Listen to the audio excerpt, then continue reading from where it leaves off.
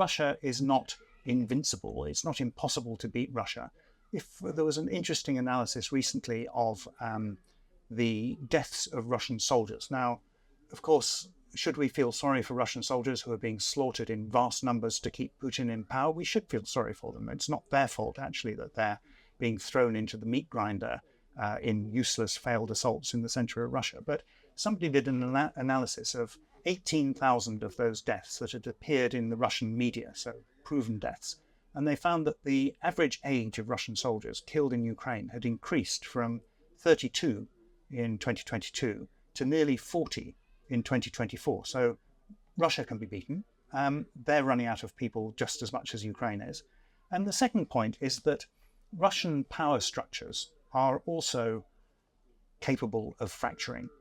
If you look at the history of modern Russia, you will see that there have been 3 coups or putsches against Moscow since 1991. In 1991, there was a putsch against President Gorbachev of the Soviet Union. You may remember that. In 1993, there was another putsch, this time against President Yeltsin. And then in June 2023, there was a putsch by Yevgeny Prigozhin, who up to that point had been one of the strongest supporters of President Putin. And he actually said live on camera, you can find it on the internet, he said, all these reasons that we've been told for invading Ukraine, all these reasons we've been given for invading Ukraine are lies. There are no fascists in Ukraine. There is no threat from Ukraine. We never needed to fight this war. So Prigozhin, who was head of the Wagner mercenary group, turned against Moscow and started a march on Moscow, which was eventually bought off with vague promises, and he was then assassinated a little while later. But why do I mention this? Because the Russian elite know full well that this war is a total waste of time. It is weakening Russia. It is costing enormous resources. The economy's in trouble. They have awful demographic problems in Russia. Their population is falling like a stone. For all these reasons, they know that this war is wrong. The question is, could Putin be overthrown? Could people decide enough is enough? It'll be very difficult, as you say, while Putin's there, but it's not impossible that if the war goes a bit more badly for Russia, that Putin could be gone. One of the reasons we've consistently heard from Ukraine's allies in the West against providing more military aid is this fear of escalation. And by all accounts, the White House's hesitation currently over providing long-range missiles for use inside Russia is again this fear of escalation. And yet a lot of people say, well, hang on a minute, all of Putin's so-called red lines appear to be a bluff. As recently as August, Ukraine physically invaded Russian territory with the Kursk incursion, and Putin did not reach for the nuclear button. Yes. How should we respond to fears of escalation and these red lines that Putin draws? Excellent question. Well, first of all, Putin adopts a policy, funnily enough, which Dominic Cummings used to use when we were negotiating Brexit, called the madman strategy, which is that you do things so stupid, so crazy, that your opponents or people you're negotiating with think, bloody hell, this guy's really dangerous. We better be careful what we do. And so Putin has been rattling the nuclear saber since 2014, the whole time. And on the one hand, we do have to take these threats seriously. It's not impossible that Putin would do something so stupid as to use a tactical nuclear weapon. It's highly unlikely because Putin knows that if Russia were ever to use a nuclear weapon, he would be making the world a much more dangerous place for Russia, because every single country around Russia would have to get their own nuclear weapons if they saw that happening. They would be much more ready to use them against Russia if Russia were to break the taboo of using nuclear weapons.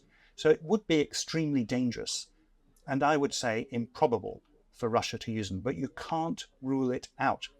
On the other hand, let's look at the history of this. In 2008, Ukraine applied to join NATO. There was a summit in Bucharest in Romania where some countries, such as the UK and the US, thought that Ukraine should be given the right to join NATO.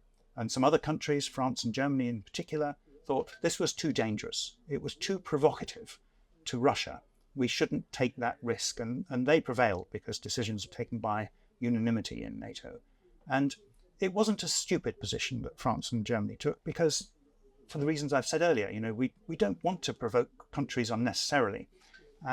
it's an interesting question to reflect on now. What would have happened if Ukraine had been able to join NATO in 2008? Whether that would have meant Russia never attacked them back in 2014. Very interesting question. We'll never know. Take it forward a bit, and from 2008 right up to at least 2016, that is after Russia's first invasion in 2014, Western countries were very hesitant to give any offensive weapons to Ukraine. They were giving them field hospitals and night vision goggles and uniforms, anything that wasn't legal, anything that wasn't lethal, to help the Ukrainians to resist a possible Russian attack. But they didn't want to do anything too provocative. And I remember sitting in the embassy in Vienna in 2016 when we had Foreign Secretary Boris Johnson visiting and talking about the war in Ukraine. And he said, what do you think we should do? You've been ambassador in Kiev.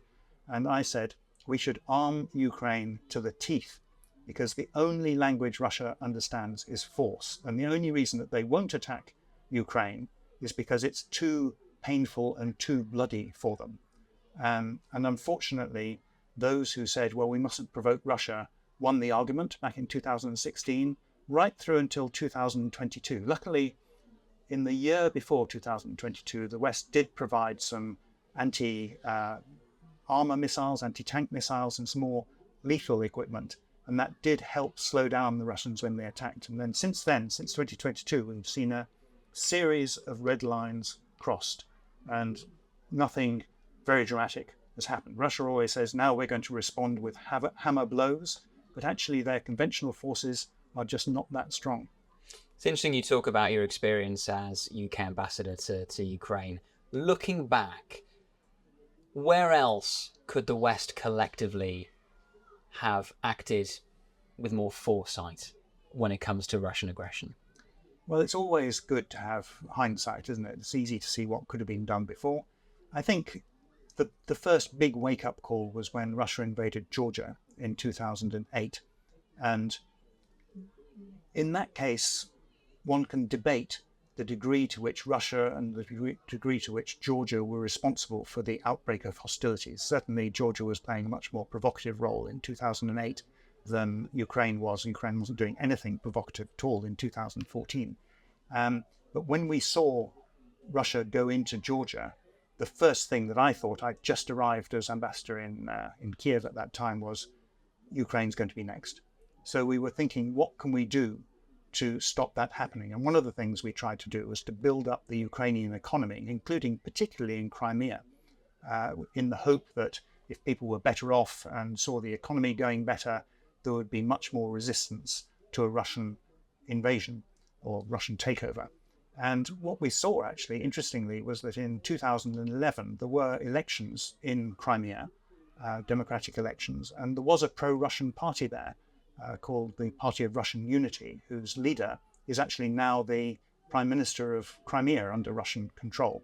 And that party in the 2011 elections got, do you know how many percent it got? I don't know. It got 4%. Wow. So, the number of people who were actually seriously pro-Russian, even in Crimea, which is the most pro-Russian part of Ukraine, was relatively modest. And I remember being in Crimea in around 2009. I was being driven around by a taxi driver who was a former Marine from the Russian Black Sea Fleet, so he was as Russian as they come.